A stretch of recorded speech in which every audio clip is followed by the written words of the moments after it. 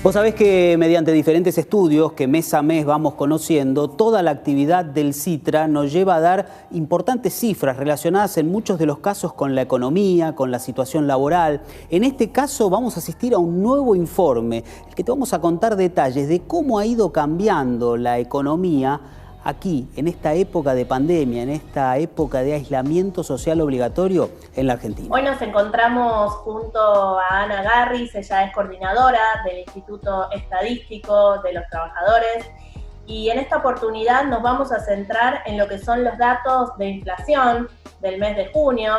Estos datos se analizaron en el mes de julio y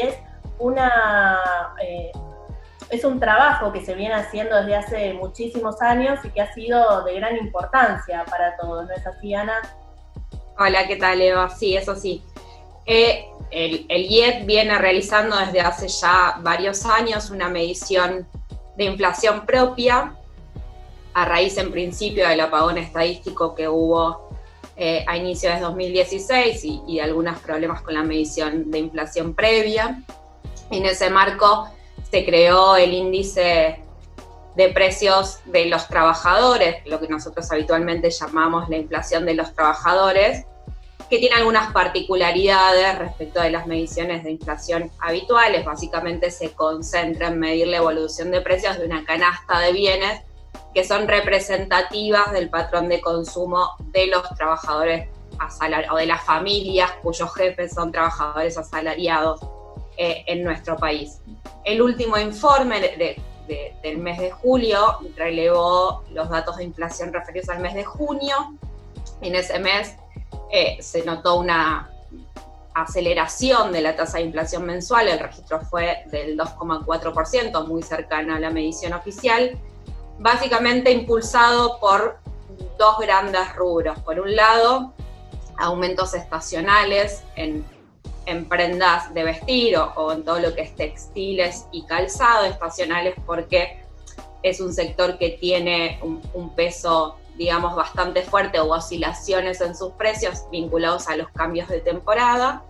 Y por otro lado, un aumento un poco más elevado que el nivel general en determinados bienes con componente importado muy alto, particularmente electrodomésticos y electrónica, donde jugó un poco el deslizamiento del dólar oficial, el crecimiento de la brecha cambiaria, junto con ciertas restricciones regulatorias. La parte, si se quiere, entre comillas, buena de ese dato es que tuvieron, digamos, crecimientos en sus precios inferiores al nivel general, dos rubros que son particularmente relevantes en la canasta de consumo de todos los hogares argentinos, pero particularmente en la canasta de consumo de los sectores de menores ingresos, que fueron alimentos y todo lo vinculado al mantenimiento de la vivienda, es decir, servicios públicos en general, combustibles en particular. Esos dos rubros que explican una parte importante de la canasta de consumo, gracias a determinadas políticas públicas que se están llevando, como la política de precios máximos, que ha tenido un alto acatamiento en la mayoría de los supermercados, y la decisión de mantener las tarifas por el momento congeladas, implicaron que este avance de los precios, si bien registra una aceleración, no sea tan elevado como podría ser en otros contextos donde estas políticas no se estén llevando a cabo. En este marco, digamos, hay un proceso de desinflación que, si bien seguimos con tasas de inflación todavía muy elevadas, vemos desde diciembre hasta hoy se sigue manteniendo una desaceleración en la tasa de inflación anual. Vamos, el último registro es 42,5 en el caso del dato del IED, 42,8 en el caso de la medición del INDEC, pero es una tendencia a la desaceleración respecto del último máximo que tuvimos en diciembre, que terminamos con una inflación de casi el 54% interanual. Bueno, imagino el trabajo, ¿no?, exhaustivo que deben venir haciendo mes a mes para lograr obtener estos resultados, y además, como bien mencionabas en cuanto a algunas cosas, son unos meses complicados, ¿no? También donde la situación actual tal vez no colabora en esta situación tan particular que estamos viviendo. Sí, la verdad que es un contexto complicado para todos, particularmente para el mundo del trabajo. Vos sabés que en abril, que podríamos decir fue el piso de la crisis a causa de la pandemia, donde más se vio afectada la actividad local, tuvimos en ese mes una pérdida de puestos de trabajo bastante relevante. Digo, si comparamos contra el mes de febrero, que fue el último mes de normalidad prepandemia, tuvimos una baja en los puestos de trabajo del sector privado, particularmente en relación de dependencia, de casi 174.000 puestos de trabajo. Es una cifra alta.